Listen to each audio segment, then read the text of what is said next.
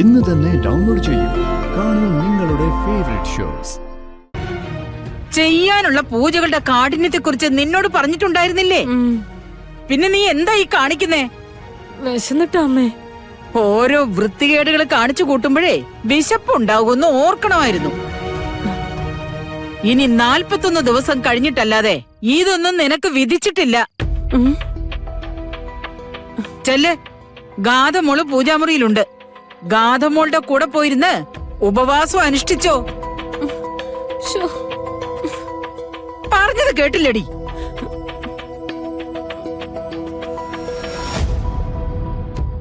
അതെ, കുടുംബപരമായ പൂജയ്ക്ക് വിഘ്നം വരുത്തിയവളാ ഇവള്.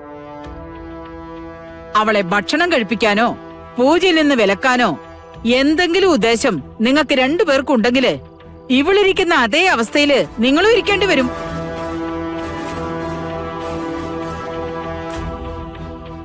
കൈ കഴുകിട്ട് ചെന്നിരിക്കാൻ പറഞ്ഞില്ലടി.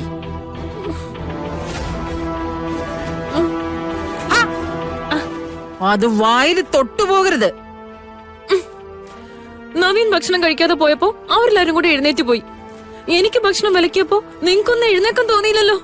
നല്ല വിശപ്പുണ്ട് ധർമ്മലെ, അല്ലെങ്കിൽ കൂടെ വരായിരുന്നു. ദുഷ്ടന്മാര്.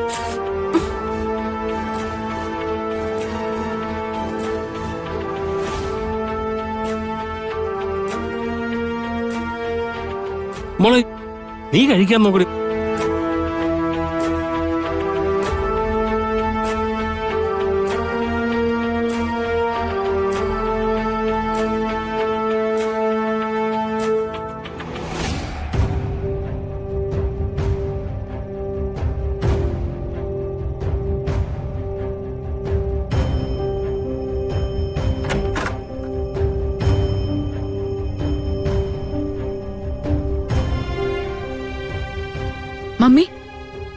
മമ്മി എന്തീ ആലോചിച്ചിരിക്കുന്നേ?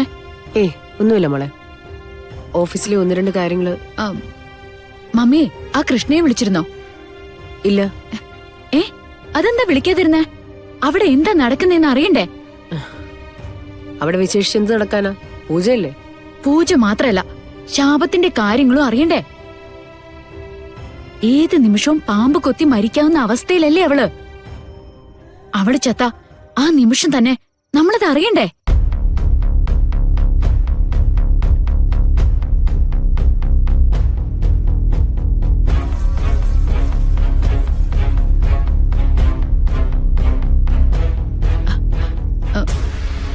അല്ല മമ്മി, അവൾ ഈ 41 ദിവസത്തിനകം മരിക്കോ? അതോ അതിനുശേഷം അവൾ വേറെ എവിടെങ്കിലും കിടന്നായിരിക്കോ മരിക്ക? മമ്മി എന്താ ഒന്നും പറയാത്തെ? അവൾ എപ്പോഴാ ചാവുന്നേ? മമ്മി, ഞാൻ ചോദിക്കുന്നൊന്നും മമ്മി കേൾക്കുന്നില്ലേ? എന്നിട്ട് എന്താ അതിനൊന്നും മറുപടി പറയാത്തെ? മോള് പോയി കിടക്കാൻ നോക്ക്. കൃഷ്ണ കളരിക്ക് കിടന്ന് ചാവോ അല്ലെങ്കിൽ അവളുടെ മരണം പുറത്ത് എവിടെങ്കിലും വെച്ചായിരിക്കോ? അതാ ഞാൻ ചോദിച്ചോണ്ടിരിക്കുന്നേ. മമ്മി ഇത് ഏത് ലോകത്താ? പൂജയും കഴിഞ്ഞ് അവള് നാട്ടില് പോയിട്ടായാലും അവള് പാമ്പുകൊത്തി മരിച്ചാലേ നീല നിറത്തില് അവള് ചത്ത് കിടക്കുന്നത് കാണാൻ എന്നെ ഒന്ന് കൊണ്ടുപോണം. മോളെ, മമ്മിക്ക് നല്ല സുഖമില്ല, ചെറിയൊരു തലവേന. മോള് ചെല്ല്.